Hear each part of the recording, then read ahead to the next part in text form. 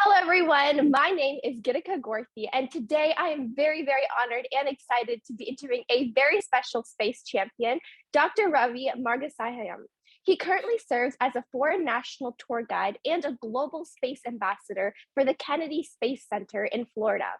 In 2019, he was nominated by astronauts and held the position of Solar System Ambassador for NASA Jet Propulsion Laboratory. In 2016, he officially retired from NASA after a stellar career covering over 28 plus years. He was the only person of Indian origin to work on both launch pads from where NASA sent humans to land on the moon. He started his NASA career as a Vibroacoustics Researcher in 1989, followed by Chief Launch Pad Systems Engineer and System Safety Engineer on the Space Shuttle program. Later in his career, he held the highest safety and mission assurance position at NASA as the co-chair of Ground Review Safety Panel for all payloads going to the ISS. That's really cool. And I'm so excited to learn about his journey of how he got involved in such interesting areas of work and research and how his journey at NASA went. So welcome. Thank you so much for taking your time to inspire the next generation. I'm so honored that you're here today joining us. Thank you. Thank you for inviting us. As I said earlier, because we are recording now, I want to thank NASA for giving me an opportunity to talk to you and your school and all the younger generation of engineers and scientists.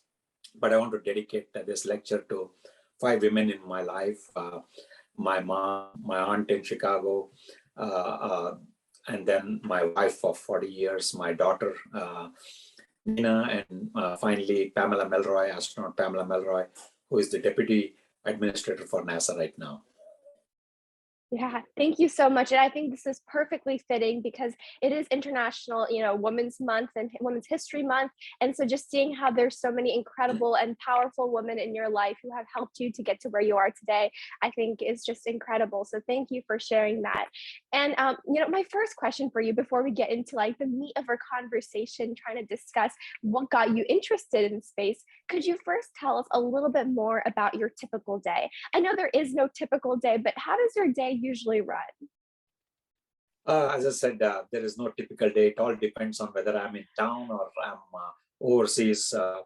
Because of COVID, we haven't traveled that much, but usually I start with doing the Wordle game. So that keeps my brain active and other things. And then I make some international calls, and I do got my walking done this morning.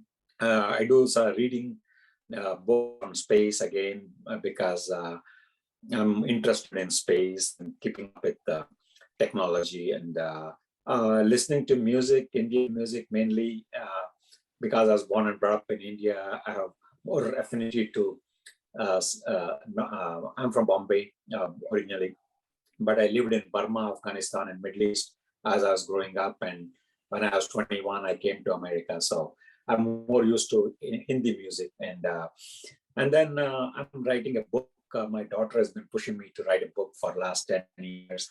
And so I'm writing my memoir, and that really I want to finish it so that Pamela Melroy, my astronaut friend, she can do the credit for the book or introduction.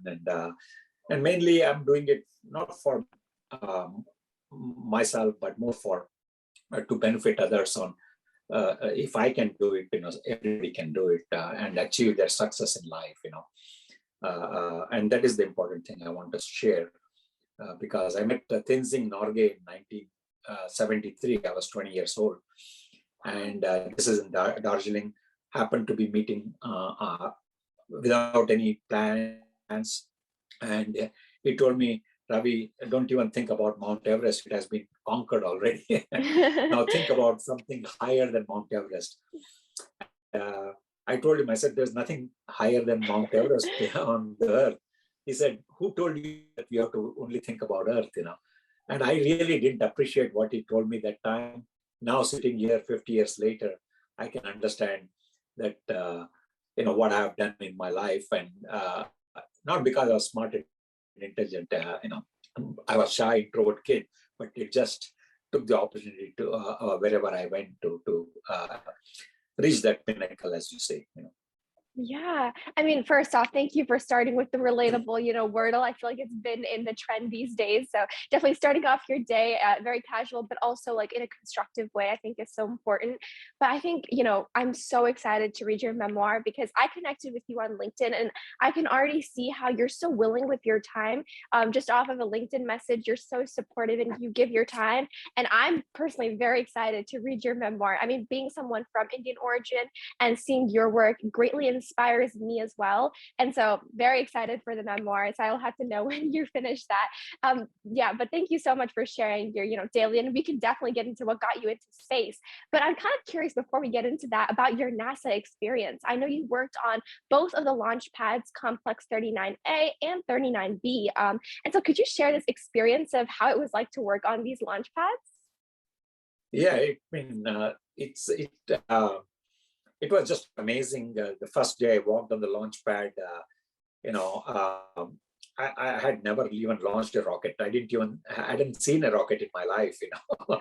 and that was right around 1989 when I moved from Philadelphia to come to work for NASA. And, walking, the pad 39A comes under what we call as, a National Historic Landmark. And you won't believe this pad 39A was where Harvard kids, they had their hunting cabin once upon a time. And they were hunting, actually. They owned the land. And Oh, later on, NASA purchased. But more importantly, when Apollo program came, Von Braun really was instrumental in designing the pads, designing the mobile launchers and many, many platforms.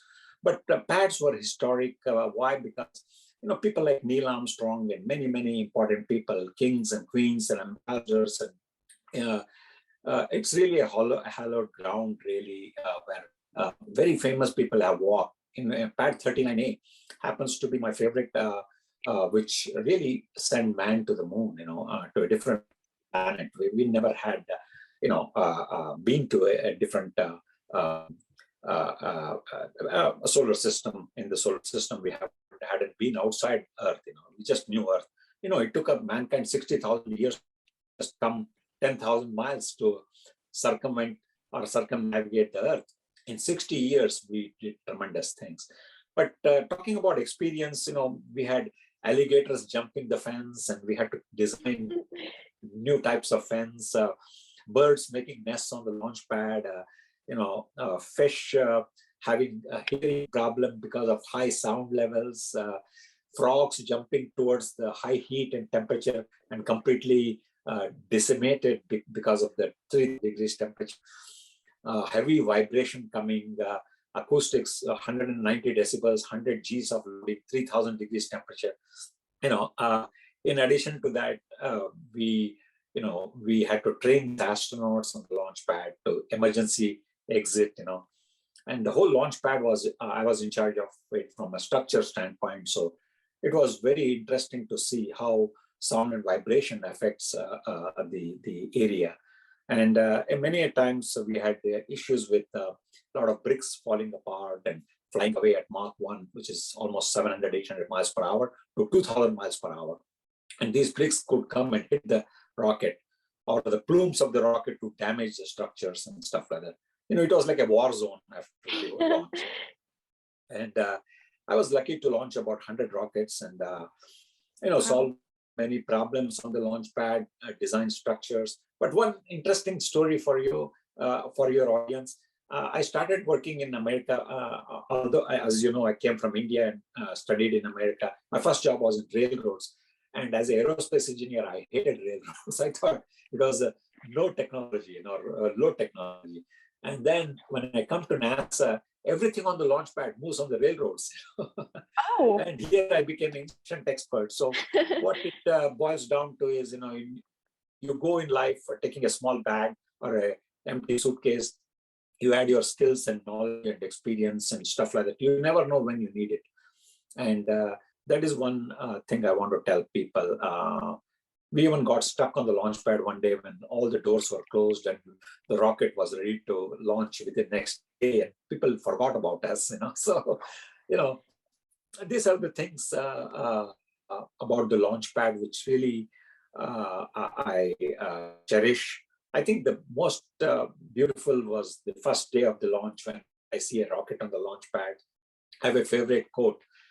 Ships are beautiful in the harbor, but that's not what ships are built for. Same thing, rocket looks very, very pretty on the launch pad, but that's not a rocket built for. And I got to launch 100 space shuttle rockets. Unfortunately, I don't have one. I have it in the other room. It is amazing to see a rocket standing tall on a launch pad, 6.5 million pounds of thrust. Once you light the rocket, within 8 minutes, it goes to space. And that is a very powerful feeling for you that you have accomplished something. And only rockets I launched was a tiny rocket in India, flew some kites, so flew some air balloons and things like that. And here I'm coming and launching the first rocket. And believe me, it cost like $500 million, I'm per sure. launch. And 1 day delay, it cost me $1 million. And the worst case was one time a woodpecker pecked about 300 holes in the rocket. And I had to delay the launch for almost like 30 days, $30 million delay. And this woodpecker, we still couldn't get rid of it. So we had to come up with an ingenious way of making a balloon and putting a whole face on it and putting it on the launch pad. So people were laughing at us saying, hey, you have the fantastic launch pad, the modern day launch pad, and you have a balloon with a whole face to make the birds run away, the woodpeckers run away. So I think that was my hilarious move. So. Yeah, no, of course. And when you were mentioning it, just seeing that really big rocket like launch up. I mean, I saw a bunch of pictures of people posing in front of the Artemis rocket, and that got me very excited because it looks just so gorgeous. And personally, for me as well, I got into really space because of building small model rockets, and that feeling of just seeing, something that you worked on going up and then coming back down, I think is just incredible. And I'm sure, like, you working on such a big rocket, it just must have been an incredible feeling. So I can only imagine how it feels like. So really, thank you for sharing that story. Yeah, and my next question for you is, you've had many experiences at NASA. Like I was mentioning, you worked there for over 28 years. And I'm just curious, like if you had to pick one exciting memory or your most memorable moment, what would that be? Would it be a rocket launch, probably? I think so. One memorable moment would be the day I launched the first Indian woman to space, Kalpana Chawla. And really, I think that was the highlight of my career because there were two journeys. Me from the Gateway of India in Mumbai, hers was from Karnal, Gateway of India Gate from Delhi. And we came to America without knowing each other. We had the same passion of flying.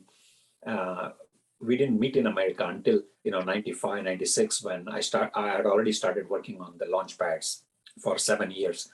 And then Pamela Melroy, my astronaut friend, introduced me to Kalpana Chawla. And it so happened that Kalpana got to go to space just right away within 2 years of joining. And the day she just walked to the launch pad, she was 2 feet away from me. On STS-87, we launched in 1997. And that was really the highlight of my career because I had launched already more than 50, few hundred astronauts, but she was special because here we are two people from the Indian subcontinent. And, I never got to become an astronaut. I had passion of flying. We'll talk a little bit about it later. But launching her in space was the ultimate. And then the next day was really the sad day when we were waiting for Columbia to come back in 2003, a few years later. And Columbia never came, and that was the saddest moment for me. I think those are two events. And one interesting fact is that I was involved with the ambassador role for NASA. So I used to take care of kings and queens and ambassadors. And the Indian ambassador to the United States came to visit Kalpana Chawla's first launch. And he had a lot of requests. And one of the requests was to connect our Indian Prime Minister, Gujarat, at that time to Kalpana Chawla as soon as she went into space, the first launch, the first time. And I got to work with the Indian ambassador, the NASA administrator, and also the NASA Center Director at that time, and coordinated everybody to hook up the Prime Minister to Kalpana in space. And 1.2 billion people of India listened to that great oratory by Gujarat, telling her that Kalpana is a beautiful swan swimming in the heavens and stuff like that.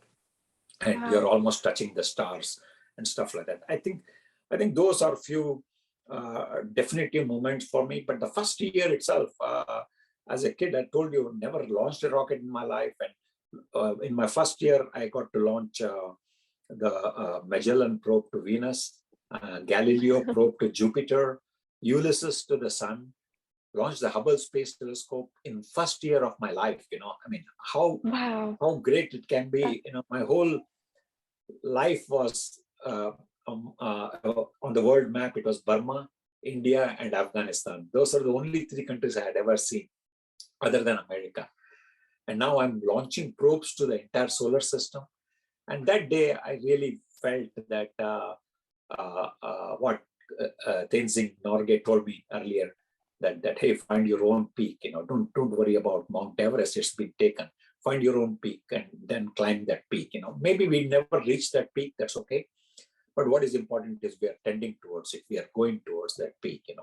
And how did I know that my peak was a peak in NASA? And guess what? I didn't even become an astronaut like Kalpana Chawla. But I'll tell you, if launching an astronaut is the most dangerous job in the world, more than astronauts' job itself, although their job is difficult in space, but on the ground, it's our most dangerous job.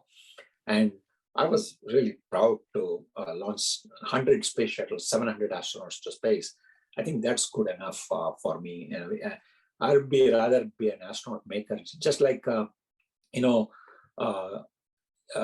Leonardo da Vinci said, if flying is not for me, let it be for others. So flying was never for me to become an astronaut, but let it be for you and others. I can facilitate flying. So. Yes, and that's not, you were saying good enough. I think that's absolutely amazing. I mean, I think just having the opportunity, like you were mentioning, I think you've never built a model rocket before, but here you are now, that same year, you're launching things to different planets in our solar system. I think that is so incredible. And I think people only just imagine that. And, one of the reasons I started IgnitedThinkers was because to get students started at a young age, because I have this rocketry club, but that doesn't mean everyone has this rocketry club that can get them interested. And so, I'm curious, what got you into space? I know you mentioned how one of your mentors, he was like saying, aim higher, think bigger. And that was definitely, I'm sure, a turning point in your life. But could you kind of share how you got to NASA and like how that journey was and how you sparked your passion for aerospace? Yeah, I mean, I always want to talk about that, and you will be laughing hilariously, So, as I said, I was a 10-year-old boy living in Kabul, Afghanistan. My dad worked there. And my early, I was born in Bombay, but I went to Burma right away after I was born and stayed there 5 years. And then later on, when I was 10, I was traveling to Kabul where my dad was. And I came back from Kabul one summer to Mumbai, and I saw this movie called Sangam.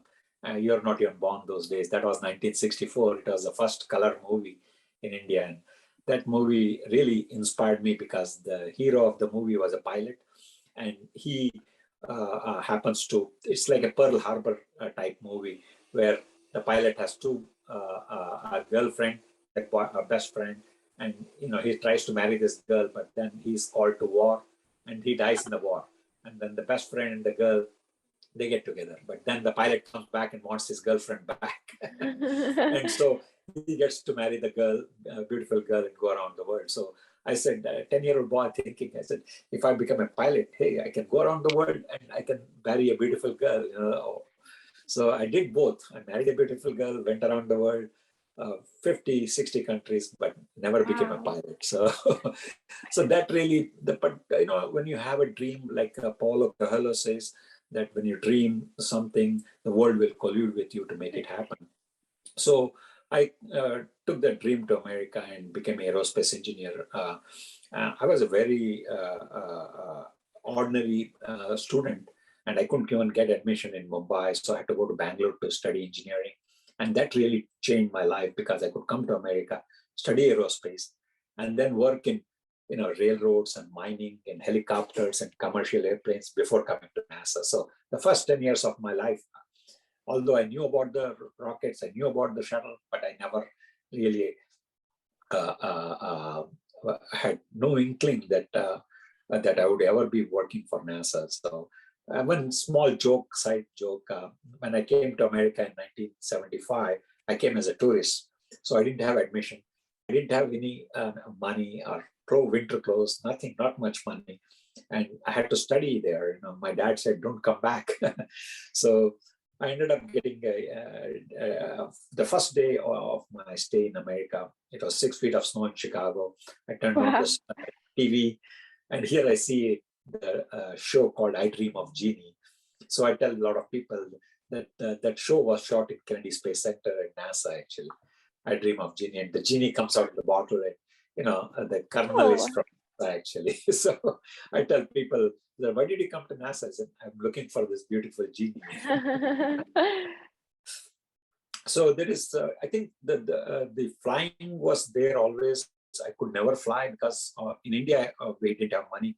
My mom was never going to allow me because she said, if you fly, you die. My dad said, no money. And nobody flew those days in India. So I had to come to America to study engineering, which helped me to study aerospace. And then I said, maybe I'll join Boeing company, which will help me to grow, and that's what my plan was. And that's led to working for helicopters and commercial airplanes. So at Boeing, I worked in mining, railroads, mining, helicopters, commercial airplanes, and NASA in 10 years. So within a matter of one decade, I went from like low technology all the way to space technology. And 10 years later, I was launching all these probes to building the rocket together. 6 million parts, we are putting it together, and then moving the rocket to the pad and getting it ready for launch and shipping it out.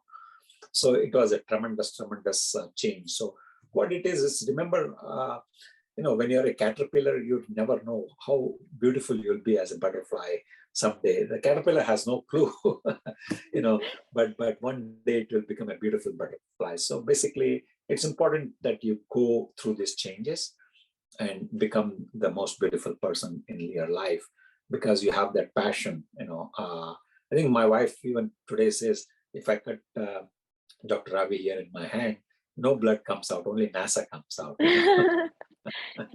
So that is the passion we're talking about. So yeah, and it is the hunger, it is the thirst, it is the killer instinct, whatever you want to call it, is that passion towards everything NASA. And I tell people, I said, you have to be a gold standard, and that's what NASA is for me, gold standard. Pamela Melroy is gold standard, and I've been trained by her and mentored by her. So I want to be the best person in the world when it comes to aerospace engineering or whatever.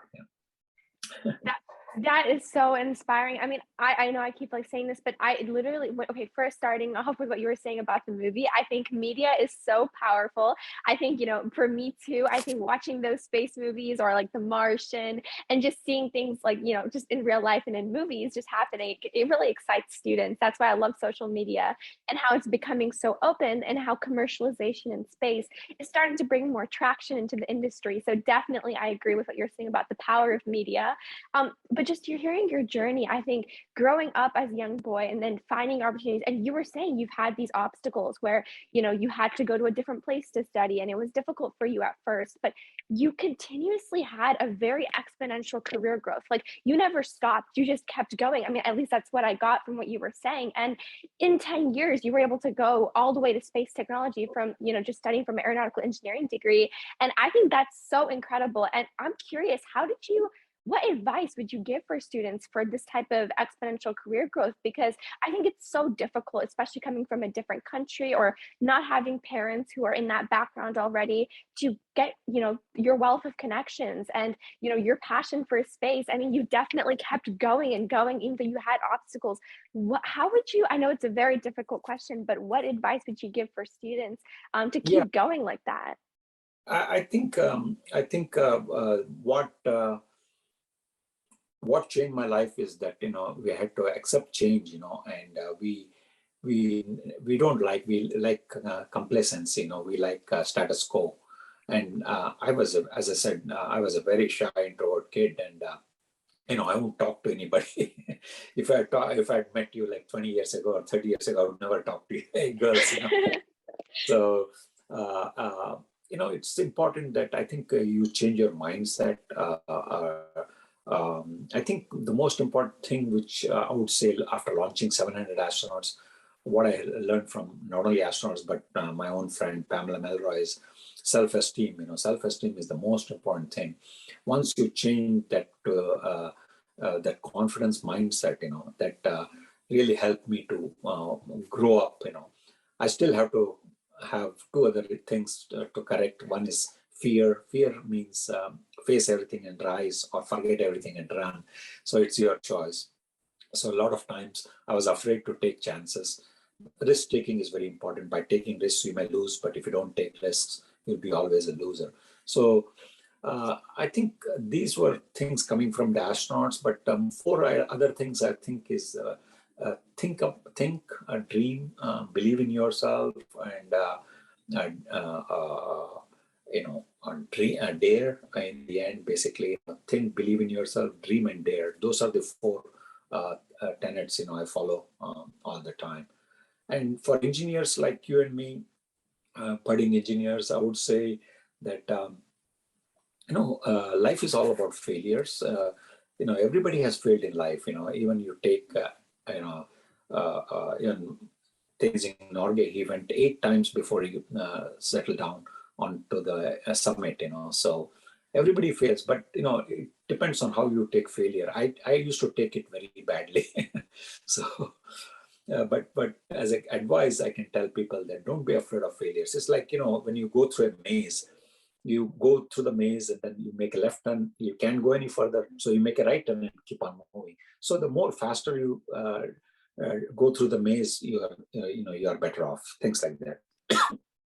And as engineers, we always learn from failures. If you are successful all the time, there's nothing to learn and there's no innovation. So one of my favorite authors is Henry Petrosky from Duke, and he always says, failure is stepping stone for success. If you have a coin, you have 3 things on the coin. On one side is success, one side failure, and the third side is what we call as a successful failure. And you can say Apollo 11 was a success, Apollo 1 was a failure, our shuttle was a failure, one of the shuttles. And then that successful failure would be something like Apollo 13. So it is important that we understand the failure root cause in your own life or whatever you do. If you fail in something, find the root cause. So and then go from being a person, like we call the T-shaped manager or engineer, where the vertical line on the T is like your core competency. And the horizontal line you can draw, which should be like knowing the multidisciplinary aspect of it. Like suppose in my case, I was a vibroacoustics engineer on the launch pad, but then I knew about railroads and mining and helicopters and other things. And also, if you want to go a little bit further and draw another horizontal line on the bottom to make an eye, that would be your soft skills like speaking, public speaking, presentation skills, things like that. So I was telling you earlier that, our astronauts are trained like that. We make them stand up like, Pamela, come on, talk about India, talk about Holi in India, something like that. So this is how we've been trained also. Maybe we don't know all the answers, but we train ourselves to tell a story. And the strength in storytelling is people don't forget. When I tell you a story, you'll never forget. Like the woodpeckers pecking 300 holes and costing me $30 million, you'll never forget. Or alligator sleeping on the launch pad, or alligator sleeping on the landing strip, and we call the fire engine to, throw them out. So these are the story types. These are 7 or 10 tenets, I always live by. And I think engineering is important that you study the core subjects, but what is more important is that this soft skills, hard skills, and multidisciplinary aspect. Systems engineering is another one. You look at the big picture. look at the Earth from the eyes of the condor, not look at the small, tiny picture. No, don't look at a microscope. So. Yeah. Yeah, and I definitely, I think what you were saying about, failure is a stepping stone to success, and also looking at the root cause of your failure and how you can learn from that to solve future problems, I think is so powerful. I mean, as a student myself right now, I mean, I probably haven't faced the biggest of big obstacles, but in my life, it like feels like the biggest thing at this time. And I know it can be hard, like you were saying, at first you never took failure easily, and I don't think anyone can take failure easily, like because you worked hard and you expected it. But I think just remembering the root cause for that and things you can do better next time, figuring out where you went wrong is more important, because that'll make you grow 10 times better next time. So I think that's definitely very powerful and something that I will definitely keep with me. Yeah. And, my next question for you is, you had, now that we were able to learn a little bit about your journey, I know you've had incredible experiences in this industry and you've been in it so long. And I'm curious, what are you excited for, and what are you nervous for the future of the aerospace industry? I think I'm very happy. As you know, I was not here for Apollo program, and I'm not there for Artemis. So I'm retired now. So I kind of feel sad when I see the rocket going to the pad. But then I look at what we did, and it was profound. We bridged a gap between Apollo and Artemis. Really, shuttle was a system designed by von Braun. He was already thinking about Apollo to send a man to the moon, but he was also thinking about living and working in space. And as you know, earlier I told you, it took us almost 100,000, 60,000, let's say round number, 60,000 years to come from Horn of Africa to go all around our Earth, which is not big actually, really. So in 60 years, what NASA has done is to send probes to beyond the solar system, like Voyager 1, Voyager 2. We have touched the sun. We have sent probes to the entire solar system, put 4 different telescopes in space. We just put James Webb at Lagrange point, and I myself launched 4 other telescopes, the Spitzer, the Chandra, and Hubble, and other things. And, we built the ISS, very important. I was instrumental in building the ISS. Bob Cabana, who is the associate administrator for NASA right now, he works for Pamela Melroy, and Pamela Melroy reports to Senator Bill Nelson, who my daughter worked for. She is a senator from Orlando, actually, and so they all report directly to the President of the United States. So even today, I get text messages from Pam. It's amazing. I said, Pam, aren't you busy talking to the President of the United States? Who am I? But that is the beauty about it. You don't demand respect, you command respect. And so coming back to the question of the important aspect of life is to make sure that you do something profound to shape the people of the world. So, like I think Benjamin Franklin said that either write something worth reading or do something worth writing about. Yeah. So how about if I do both? That is my goal. Of course. And, what makes you nervous for the industry? Is there anything, because I know we're rapidly growing, every 5 years, I feel like there's a new discovery. So is there anything that makes you nervous? Yes, I think so, because I want to be very blunt about it. I'm a very outspoken person. As I said, one time on STS-124, when we had the bricks flying, I spoke against NASA and almost got fired and ended up in the hospital. So I have a 18 scar on my heart, so I'm very outspoken. So I think they're doing it the wrong way when it comes to like putting all the money in one basket with SpaceX. As you know, we gave the launch pad 39E to SpaceX, which was the historic landmark pad. And if we didn't give them, they couldn't do anything for us. I'm thinking that NASA's money is going away to give to all these people, which is not useful in doing other things, which NASA is great in, is the exploration of space. And we built the ISS We want to continue, we want to live and work in space. So I told you 60,000 years it took us, and now 60 years, we are already, we gone to the solar system. Now in 6, 7 years, 10 years, maybe 20 years, you can say, we are living and working in space, so it's amazing. And I was instrumental in part of that. But what I know I'm afraid is they don't understand. Henry Petrosky says that there's a 30-year cycle when failures start happening. So because let's say you are 20 years old now, and you become 50, and then you have all the knowledge which 30 years later you lose, basically. So that's what is happening now. People are forgetting vibroacoustics. They want to build bigger and bigger rockets. But if you forget vibroacoustics, what happens is you're creating tremendous amount of sound and vibration, which can damage the rocket. And if you damage even tiny piece, in fatigue or whatever, when it goes up in space, it's going to explode. So that is the problem I see, that the knowledge has not been transferred. The second part is we are using the money for unnecessary things, like giving part to SpaceX, part to somebody else, things like that, to Russia, things like that. We should keep that whole money, 18 billion we get from government, to explore the space, like what we are doing with the Ingenuity helicopter. Leonardo da Vinci was thinking about helicopters 500 years ago. Just 20 years ago, I was thinking about, I was working at Boeing helicopters. I built the Chinook helicopter, the tandem rotor, and the tilt rotor V-22 Osprey. I built them.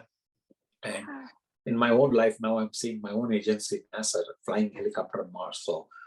So I tell people, I said, look, we put fingerprints and handprints on the Walk of Fame in Hollywood, but then we also have footprints of man on Moon and rover prints on Mars, and now even helicopter shadow prints on Mars. Can you imagine that? That's incredible. If I would have never imagined that I would be flying a helicopter on Mars. So as an engineer, I feel tremendous that that part of the exploration is good because it takes less money. One thing that I did want to add is yesterday night I went to the National Space Club Goddard dinner, and it was I guess an event for NASA, and they gave the Goddard Award to the Mars Ingenuity team, the 4 or 5 main engineers or the chief leads, and it was so cool hearing their speech about what this mission meant to them and how they were thinking 3 to 5 minutes of flight time on Mars, but they're still doing another flight, and they have I think over 35 minutes. So that's insane how much more they're able to accomplish, and just all this is happening. So really I'm so excited for the future, but definitely we have to be precautious about the different things that are kind of everything's becoming so rapid. We should be very careful with all the steps that we do take. Yeah, Bob Cabana, or my center director at Kennedy Space Center, when we launched Node 1 of the International Space Station and connected it with Zarya, which is called the Sunrise, in 1998, that became the starting point of International Space Station. And he said, from small beginnings come great things. So you have to, I tell people that, don't do a jump, in the first, you have to crawl before you walk, before you run, before you fly, And those were my 4 steps too. I worked as a railroad engineer, then went into mining, then helicopters, then commercial airplanes, and then NASA. I think that is the way you should approach the problem, not jump from one place to another place. And a lot of people, I see on LinkedIn and many social media, they say, oh, I got this certificate from NASA. I did a course in NASA. I attended some seminar. I said, that's not good enough for me. I mean, with what we have given you as a jumping up platform, you should be doing much, much more. I mean, I didn't have a slide rule. I didn't even have a log table. We didn't have many, many things in our lives. I didn't have a computer. I didn't have a TV. I didn't have internet. I didn't have anything. And we have given you a jumping up platform to do many, many things. So, as I said, if you want to really show me what you are worth, then don't climb Mount Everest. Go to Olympus Mons on Mars. That's 3 times higher than Mount Everest. Yeah, and I think the advice that your mentor gave you is going to definitely pass through all of us today. of just like think bigger, not just, what's already been accomplished, but how you can break those boundaries to even go further, explore further, learn more. And I think that's powerful in itself. And now that we were able to learn a little bit about your journey and what got you into space, as well as things you're excited and nervous about in the industry, my final question that I ask all the interviews on this podcast is, what advice do you have for young people who hope to pursue a career in STEM, in aerospace specifically, really just any career, something that you wish you knew when you were like a younger student? Yeah, I think most important thing I would say is that just imagine that your life is like a coin. Uh, you have success on one side, failure on the other side, and successful failure on the other the third side, which is the rim. I think that is very important. I myself was very bad in that regard, where I assumed that failure is bad, and I didn't want to correct myself. I still may have some problems with that. So I think the most important thing is to take all the risks, and not be afraid of failure, and treat failure as a learning experience. I think it's important that we all want to do something, but we are afraid to do. Like Nike says, just do it. So that's the way I would imagine. Just do it, because you're not worried about tomorrow. We didn't bring anything to this world. We're not going to take anything out of this world. So why worry about anything? Just if you lose out, it's okay, but at least you have tried something. When I came from India, I had a few $1,000s, and if I lost all that money, that's okay, because that's all I had. So, you have to take that risk, and I did take the risk, and that's why I'm here today. As I said, I came as a tourist to America, and now just want to impress upon you that when we had a problem on the launch pad in STS-124, one of my best friends took a picture of me on the pad A, and his name is Michael Soluri, and he wrote a book. So if you want to buy this book, I can autograph it someday, but this is called The Infinite Worlds. So this is by Michael Soluri, and it has a picture of 4 astronauts. It's about the Hubble Space Telescope. So I wrote the last chapter in this book, and one of the pictures he took of me standing on the launch pad happened to be going in this book, which was not planned at all. This book was written to be meant to be by astronauts only, and then the publisher he said he refused to print it because it was only about astronauts. He said, "Where are the astronaut makers?" So I have a quote that say that for the right stuff to go in space, you need the right stuff on the ground. So anyway, long story short, that picture happened to go in this book, and book came before we retired the shuttle. As you know, we retired the shuttle in 2011, and then we sent you very close to DC. We have a Discovery there. Endeavour went to California, and Atlantis stayed here, which is the last shuttle, STS-135. So at that time, NASA said, let's keep Atlantis here at Kennedy, and we'll build a museum.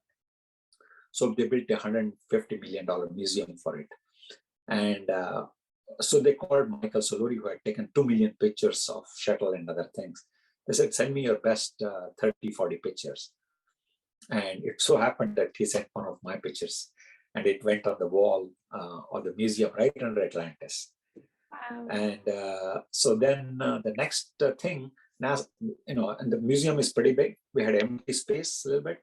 So NASA said, let's put the memorial for Columbia and Challenger right inside there. So basically what happened was, right here was the success, which is the Space Shuttle, Atlantis. And then I call Columbia and Challenger as a failure of NASA management to make mistakes. And so you had a failure. And then me, as I claim myself as a successful failure, because I failed many times in my life, and then in the end I became a success. So these are the 3 sides of the coin, and we are all sharing space in the same museum. So it is kind of amazing to see a small boy from India. Now his picture is on the wall in the museum, $150 million museum in NASA. And I think it's not important that I want to tell the world about like trying to impress them, but the reason I'm telling them is a story that, this successful failure, and failure, they're all part of the same coin. And just accept that and do it. Continue your life. Don't worry about it. Because if you worry only about success, you're going to fail. If you even like Thomas Edison, he had 10,000 times he failed, right? So he must have learned quite a bit to know how to make a light bulb. Can you imagine that? And if you listen to Henry Petrosky, he says, you learn more from one mistake than 10,000 successes or something like that, or 1,000 successes. So it is important that, we learn, we fail, we learn, we move on, and I think in the end, I tell people, I said, your imagination is the highest kite you can fly. And coming from Apollo 13, my famous quote is, these three men were beyond the physical reach of humankind, but not beyond the reach of human intelligence, imagination, and ingenuity. We have the power in ourselves to shape the world. I can sit here in this desk here. It's a small house, small place. But, people like Pamela Melroy and the world calls me, to do whatever I want. I've gone to Cambridge, I've gone to Oxford, many countries around the world, given lectures everywhere, 50, 100 universities around the world, traveled to 50 countries, done it all. So if I can do it, you can do it. I didn't even, I was a good student. I was not a good student. I was an ordinary student. I just came from India. I was not born here. And now I have the highest honor in NASA. So keep your dreams alive. Keep your dreams alive. Yeah, that is amazing. You've given incredible pieces of advice, and honestly, it was so powerful. I think a lot of students, they kind of underestimate themselves, or like you were saying, just don't believe in themselves because of their situation or their background. And what you were saying about taking risks and believing in yourself, and remembering that you're not going to get success unless you do fail, and you get better success, like 10 times more success and better success if you fail, because you learn from that more. And I definitely agree with what you were saying about how it's so important to put yourself out there, but to believe in yourself, regardless of your background. And, with Ignited Thinkers, that's something that I really like to stress, which is one's age, background, gender, economic status, none of that should matter. If you are loving space and you're passionate, everyone has the ability to go after it. And I especially loved how you were saying how you don't have to be this genius in a certain subject, especially in like STEM subjects, in order to be successful.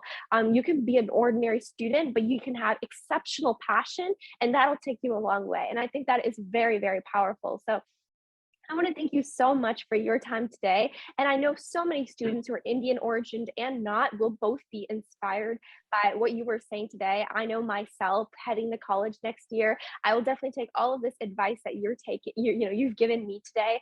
And I know that you've inspired me greatly. And some of the words that you were saying truly made me think in a different direction.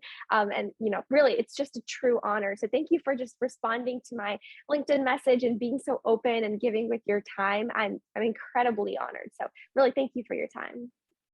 Okay, we'll be there for you if you need any recommendation letter anytime. We are always there to support people. I support many people. The only other thing I want to mention is that we have a National Space Society in USA. It's based in DC. Michelle Hanlon, she is in charge, president of that.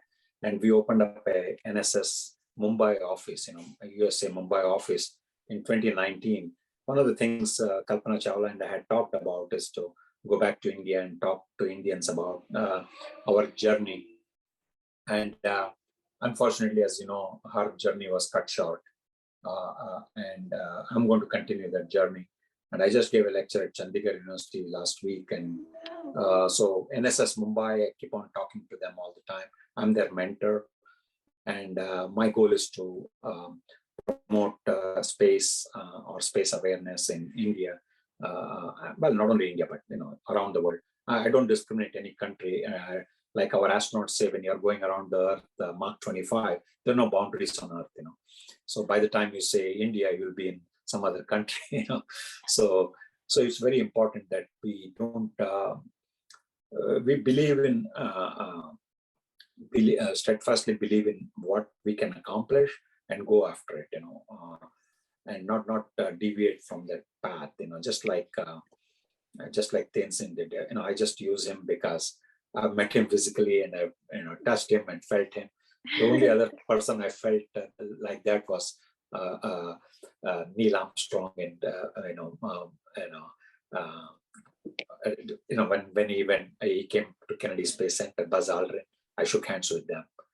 And one parallel story.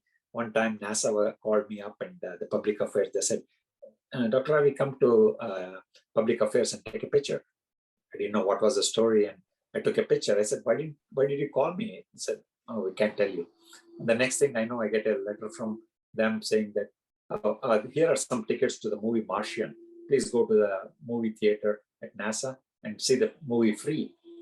I went to the movie theater and without any knowledge that they'd taken pictures of me and six other Americans, and they made like 10 feet collage, big picture, blowed it up, and then they put it right in the opening movie theater or IMAX theater entrance. Wow. And so I'm like standing there. I'm the real Martian. So if you see me on Mars, please say hello. Don't leave me up there. Yeah, definitely, of course. And thank you for sharing that story. It's really, really inspiring. So thank you for your time today. Yeah,